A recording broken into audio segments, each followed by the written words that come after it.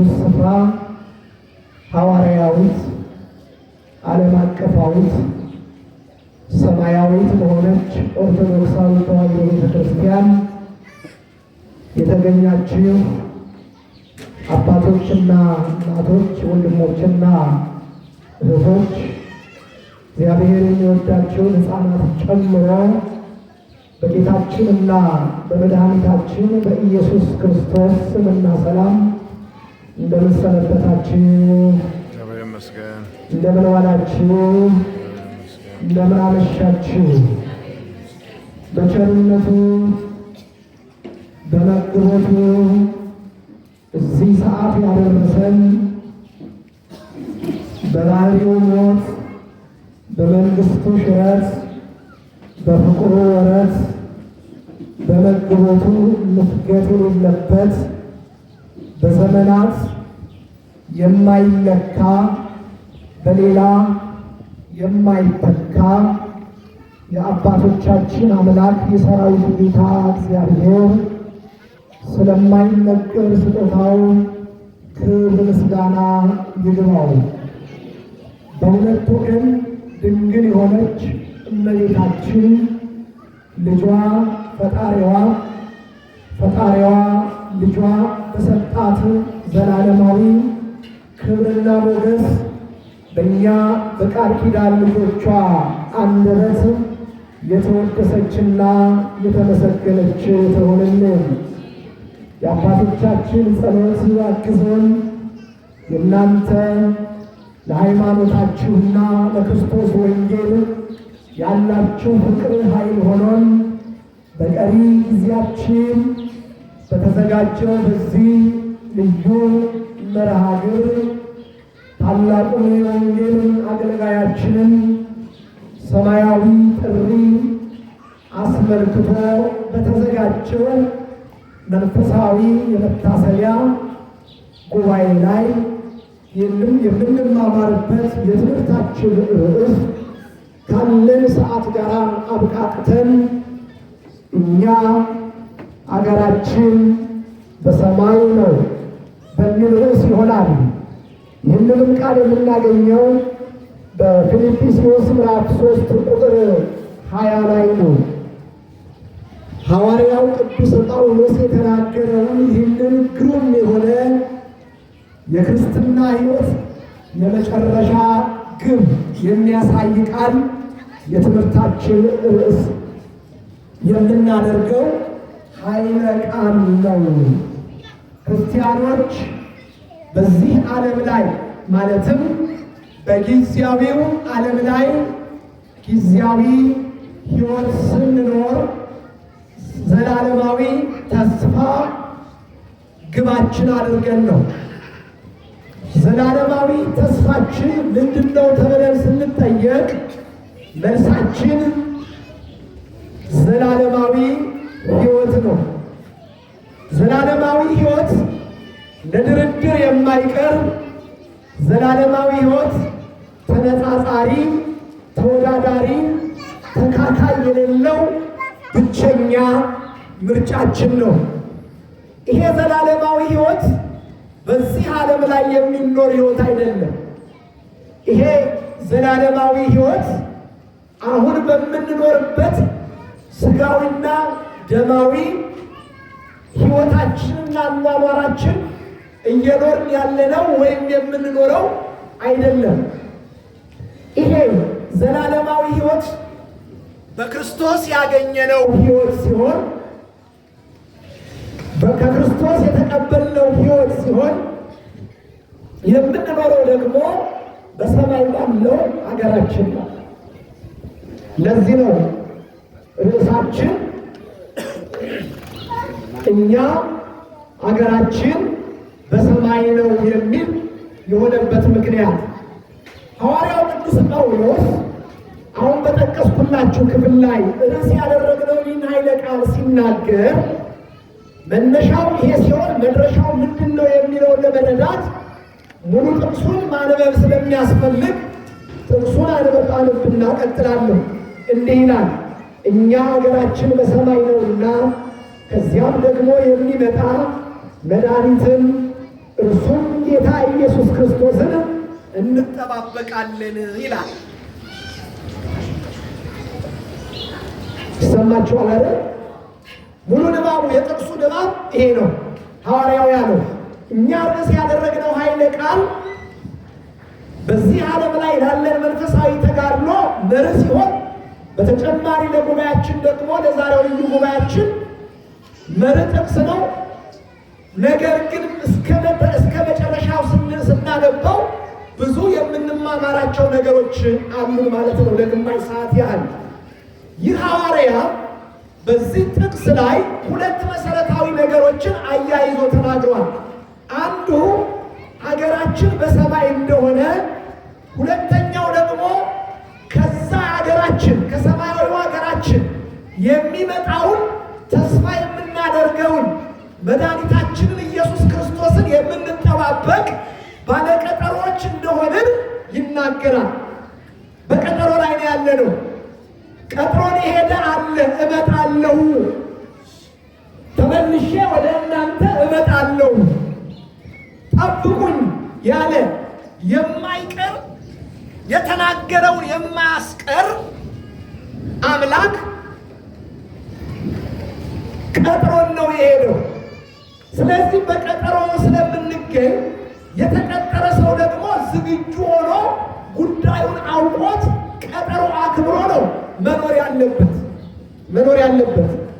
ይህቺ ሐዋርያዊትና ዓለም አቀፋዊት ቤተ ክርስቲያናችን እንደ ወፍ ዘራሽ፣ እንደ ውሃ ፈሳሽ፣ እንደ እንግዳ ደራሽ የተከሰተች ክስተት ሰው ሰራሽ ተቋም አይደለችም። ይህቺ ሐዋርያዊት ቤተ ክርስቲያን ሰማያዊት ናት፣ የክርስቶስ ናት። የሰው አይደለችም፣ የክርስቶስ ናት። ክርስቶስ በደሙ የመሰረታት ክርስቶስን የምትጠባበቅ ሙሽሪት ናት ይቺ ቤተ ክርስቲያን። ታዲያ አሁን በያዝነው በዚህ ታላቅ ሱባኤ እስከ ትናንትና እሑድ እስከ ዛሬ ሳምንት ድረስ አሁን እስከ ያዝነው ሳምንት ድረስ እያንዳንዱ ዕለተ ሰንበት ሰንበቱን ተከትሎ የሚመጣው ሳምንት የራሱ የሆነ ስያሜ አለው። ይህንን ስያሜ የሰጠችው ቅድስት ቤተ ክርስቲያን ናት። ቅድስት ቤተ ክርስቲያን ስንል የቤተ ክርስቲያን የእውነተኛይቱ ቤተ ክርስቲያን እውነተኛዎቹ አባቶቻችን ማለት ነው። ከእውነተኞቹ አባቶቻችን መካከል ታላቁ ሊቅ የዜማ አባት የቤተ ክርስቲያን መሰረት የምንለው ኢትዮጵያዊው ሊቅ ቅዱስ ያሬድ ስምንቱን የዐቢይ ጾም ሰንበተ ክርስቲያን እሑድን ስያሜ ሲሰጣቸው ያለፈውን አሁን ትናንት ካሳለፍነው እሑድ ቀደም ያለውን ደብረ ዘይት፣ የትናንትናውን እሑድ ገብርኄር ብሎ ሰይሞታል። በዚህ ትምህርት ላይ እነዚህ ሁለቱ ስያሜዎች ስለሚካተቱ ነው የጠቀስኳቸው። አሰያየሙን ስትመለከቱት ከመንፈስ ቅዱስ እንደሆነ የምትረዱት አባቶቻችን ያስቀመጡልን ጸጋ፣ የሰጡን ሀብት፣ እነርሱም የበቀሉት ተጋድሏቸውንም ጨርሰው በዚች ቤተ ክርስቲያን የብርሃን መሰላልነት ወደ እርሱ እንደሄዱ የምትመለከቱት እነዚህ ስያሜዎች እንደ ሰንሰለት የተያያዙ ሆነው ቅዱስ ወንጌልን መሰረት ያደረጉ በቅዱስ ወንጌል ላይ የተመሰረቱ ናቸው። ስለዚህ ሐዋርያው ቅዱስ ጳውሎስ አንዱንና ትልቁን የክርስቲያኖችን ተስፋ ተናገረ እንዲህ ብሎ እኛ አገራችን በሰማይ ነው አለ። እስኪ ይህንን ቃል በእውነት ምን ያህል ሰዎች ከልባችሁ ወደ ጉባኤው እንደመጣችሁ ለመረዳት ከኔ በመቀጠል በሉልኝ። እኛ አገራችን በሉ በሰማይ ነው። ይሄ ነገር ብዙ ነገሮችን ከእግራችን ጫማ በታች እንድንረግጣቸው ያደርገናል። ሐዋርያው ቅዱስ ጳውሎስ በዕብራውያን 11 ላይ በዕብራውያን መልእክቱ 11 ላይ የቅዱሳንን ተጋድሎ ዘርዝሮ ጽፏል። እኛ ገድል የምንለው በመጽሐፍ ቅዱስ ከመጽሐፍ ቅዱስ ውጭ ነው ብለው ሌሎች ሰዎች እንደሚናገሩ ሳይሆን የቅዱሳንና የሰማዕታት ገድል ማለት ራሱ መጽሐፍ ቅዱስ ነው። በመጽሐፍ ቅዱስ እናትነት፣ በመጽሐፍ ቅዱስ አባትነት የተወለደ የመጽሐፍ ቅዱስ ልጅ ነው። መጽሐፍ ቅዱስን መሰረት ያደረገ ነው። ገድሉ የተጻፈለት ቅዱስ፣ ገድሉ የተጻፈለት ሰማዕት በመጽሐፍ ቅዱስ አኗኗር ኖሮ ሕይወቱ ክርስቶስን በመግለጥ ያለፈ ስለሆነ ነው ገድሉ ተጽፎ የተቀመጠው። ስለዚህ መጽሐፍ ቅዱስ ላይ የታላቅ ሐዋርያ ቅዱስ ጳውሎስ በምዕራፍ 11 ላይ በሰይፍ ስለተሰነጠቁት፣ ስለተቀሉት፣ በእሳት ስለተቃጠሉት፣ እንደ ሰም ስለቀለጡት፣ እንደ ሽንኩርት ስለተከተፉት፣ እንደ ጎመን ስለተቀረደዱት፣ እንደ ገል ስለተፈጩት፣ ቆዳቸውን ተገፈው በገዛ ቆዳቸው አሸዋ ተሞልቶ ስለተሸከሙት፣ ከሀገር ወደ ሀገር ስለተንከራተቱት፣ ክርስቶስን በማመናቸው፣ ወንጌል በመስበካቸው፣ በሃይማኖት በመጽናታቸው፣ ማኅተማቸውን በማጥበቃቸው፣ ለእውነቱ ቆመው ሐሰተኛውን ዓለም በማጋለጣቸው ምክንያት የድንጋይ በረዶ ስለወረደባቸው፣ ደማቸው ስለፈሰሰ፣ ሥጋቸው ስለተቆረሰ፣ አጥንታቸው ስለተከሰከሰ ሰማዕታት ተጋድሏቸው በእምነት እንደሆነ፣ በእምነት እንደተጋደሉ ሲጽፍ የእነዚህ ቅዱሳን በዚህ ዓለም ላይ ይህንንና ይህን የመሰለውን ዘግናኝና በሰው ይደርሳል ተብሎ የማይገመት በሥጋቸው የተቀበሉት አገራችን በሰማይ ነው የሚለው የሐዋርያው የቅዱስ ጳውሎስ ቃል ርዕሳችን ያደረግነው የእግዚአብሔር ቃል ተስፋቸው ስለሆነ ነው። ምናቸው ስለሆነ አልኳቸው? ተስፋቸው ስለሆነ ነው። አንድ ሀገራችን በሰማይ ነው የማይል ክርስቲያን ተስፋ ቢስ ክርስቲያን ነው። አስመሳይ ክርስቲያን ነው። ተመሳስሎ የሚኖር ክርስቲያን ነው። በዘልማድ የሚመላለስ ክርስቲያን ነው። አገሩ በሰማይ እንደሆነ የሚረዳ ክርስቲያን ግን የክርስቶስን ሕይወት የሚኖር ነው።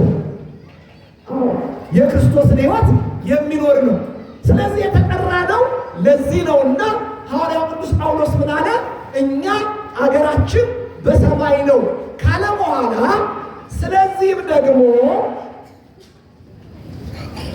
ስለዚህም ደግሞ ከዚያም ደግሞ የሚመጣ መድኃኒታችን እርሱም ኢየሱስ ክርስቶስን ምን እናደርጋለን አለ? እንጠባበቃለን አለ። እግዚአብሔር የተመሰገነ ይሁን። ሁለት ተስፋ፣ አገራችን በሰማይ ነው፣ ይችን ዓለም የምናሸንፍበት ተስፋ፣ ከዚች በሰማይ ካለችው አገራችን የሚመጣውን መድኃኒታችንን፣ አዳኛችንን፣ መድህናችንን ኢየሱስ ክርስቶስን እንጠባበቃለን። ስለዚህ የእያንዳንዱ ቀን ኑሯችን ጣፋጭ ነው። የእያንዳንዱ ቀን ኑሯችን በተስፋ የተሞላ ነው። ስለተራብን አናጉረመርምም፣ ስለተጠማን አይከፋንም፣ ስለታረዝን ሃይማኖታችንን አንቀይርም፣ ስለሚያሳድዱን በእግዚአብሔር ላይ ያለንን ተስፋ አንጥልም፣ ስለሚያስጨንቁን ከምስጋና አንጎርንም፣ በሐሰት ስለሚከሱን በአደባባይ ሃይማኖታችንና ቤተ ክርስቲያናችንን ስለሚሰድቡ አንገታችንን አንደፋም።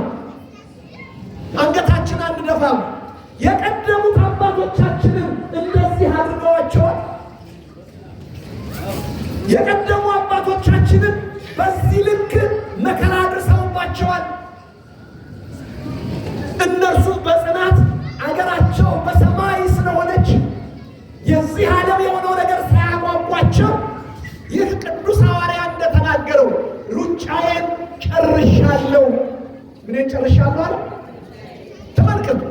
በሰማይ ወደ ሆነችው አገር የሚገሰግስ ክርስቲያን በእምነቱ ጸንቶ በሰመረ ምግባር ተመላልሶ ከፍጻሜ ሲደርስ እንዲህ አይነቱን የድል ዝማሬ በዓለምና የዓለም ወዳጆች በሆኑት ባሳደዱት፣ ባስጨነቁት፣ ባሰሩትና በገረፉት ላይ ይፎክራል። ሩጫዬን ጨርሻለሁ፣ ሃይማኖቴን ጠብቄያለሁ፣ ሩጫዬን ጨርሻለሁ፣ ገድሌን ተጋድያለሁ።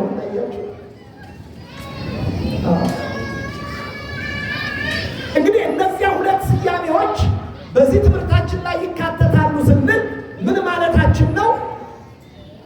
ከዚች ከሰማያዊቷ አገራችን የሚመጣውን መድኃኒታችንን ኢየሱስ ክርስቶስን እንጠብቃለን ስንል መምጣቱ እውነት ነው። ለምን ይመጣል? እንዴት ይመጣል? መቼ ይመጣል?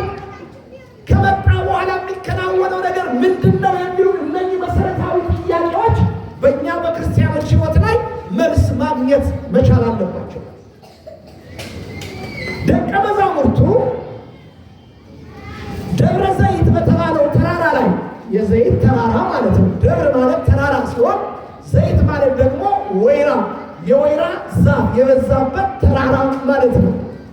ጌታችን ኢየሱስ ክርስቶስ ከቤተ መቅደስ 46 ዘመን ፈይቶ ከታነጸው እጅግ ውብ ከሆነው ቤተ መቅደስ ሲወጣ ደቀ መዛሙርቱ ተከትለው እንዲህ አሉት፣ ንገረን፣ ማን ነው ጌታ ሆይ ተመልከተው፣ ይህ ሕንፃ አያምርምን አሉት። የጠዋት ፀሐይ አርፎበት ሲያንጸባርቅ እንደ በረዶ ሲያንጸባርቅ አይተው ተገርመው ተመልከተው፣ እጅግ አይገርምም ወይ ይሄ ሕንፃ አሉት።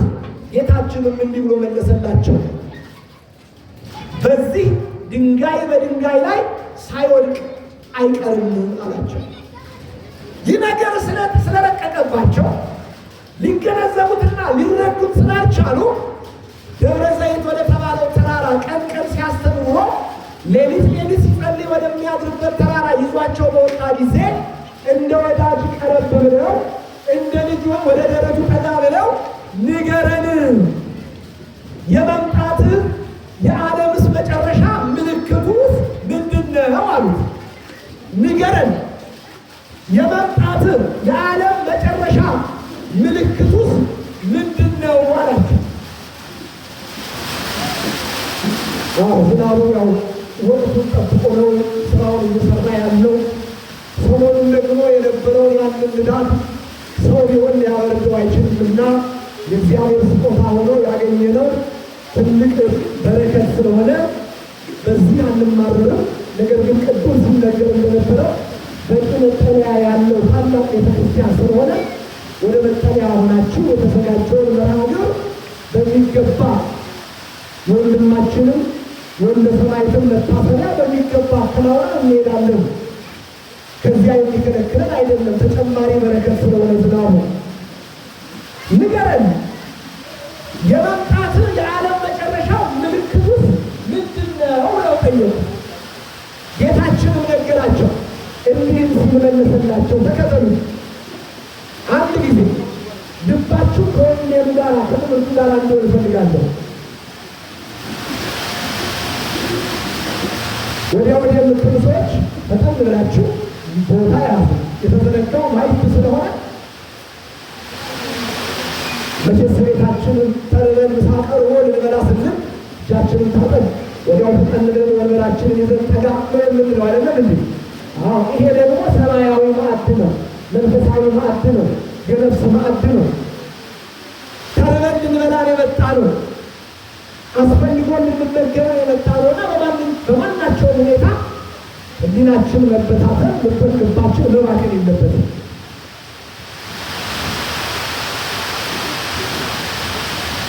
እንመለስና ወደ ማቴዎስ ወንጌል ምዕራፍ 24 ላይ ደቀ መዛሙርቱ እንደ ወዳጅ ጠጋ ብለው እንደ ልጅ ወደ ደረቱ ጠጋ ብለው ንገረን፣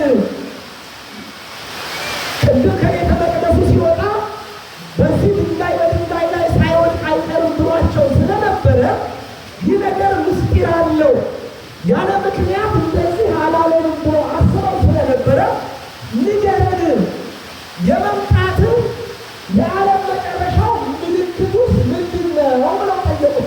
በጣም የሚገርም መሰረታዊ የሆነ ጥያቄ፣ መጪው ዘመናትን በሐዋርያት እግር የሚተኩ ልጆቻቸው መልስ እንዳያጡ አድርገው ነው ሐዋርያት ጥያቄውን ያቀረቡት። ከዛም ጌታ እንዲህ ሲል መለሰላቸው፣ ማንም እንዳያስታችሁ ተጠንቀቁ አሉት። የመጀመሪያው የዓለም መጨረሻው የጌታ መምጣት ምልክቱ ምን እንደሆነ ሲያስረዳቸው የመጀመሪያ ተጠቃሽ ያደረገው የሚያስቡ ሐሰተኛ ሐዋርያት፣ ሐሰተኛ ነቢያት፣ ሐሰተኛ ወንጌላውያን